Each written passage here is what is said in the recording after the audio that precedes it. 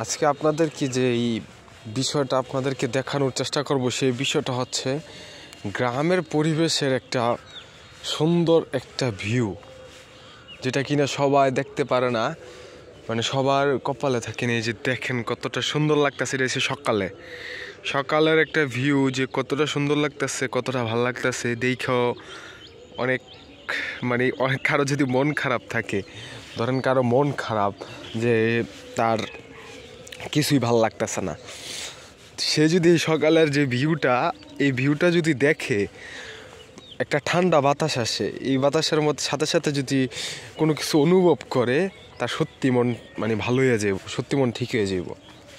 তো এখানে মূলত যে কথাটা হচ্ছে সবার কপালে থাকে না রে ভাই। এই যে গ্রামের পরিবেশে বড় হওয়া বা গ্রামের পরিবেশে থাকা বা গ্রামে চলাফেরা করা, এটা সবার কপালে থাকে না, এটা সবাই পারে না। যে দেখেন অনেকের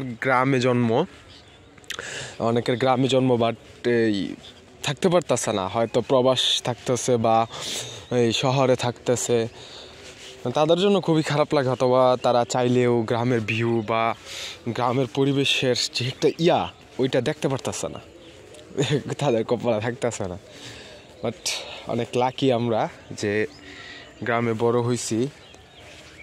এই যে আর এই যে এগুলোতে হচ্ছে জমি চাষ, ধান চাষ করা হবে, আর এই যে এগুলো হচ্ছে ধান, এগুলা কিছুদিন পর কাটা হবে, এগুলা কিছুদিন পর ধান কাটবো, কাটার পর এগুলা হচ্ছে কি আপনার মেশিনের সাহায্যে এই ধানটা নেয় না, মেশিনের সাহায্যে আরেকটা ধান আছে, যেটা হচ্ছে যে ধানের মৌসুমে যে ধানটা হয়, এটা হচ্ছে বর্ষাকালে যে ধানটা মানে ফালানো হয়েছিল, এটা বড় হয়েছে, এটারে এখন করব যে আপনার এই মানে যেটা হচ্ছে বাড়ি বলতে মানে আপনার ড্রাম একটা ফালাইয়া, ড্রামের মধ্যে প্রচুর পরিমাণে হয়, বাড়ি দিতে হয়, বাড়ি দিলে ধানটা বাইর হয়ে যায়, বা রাস্তাঘাটের মধ্যে ওইটা ফালায় রাখে।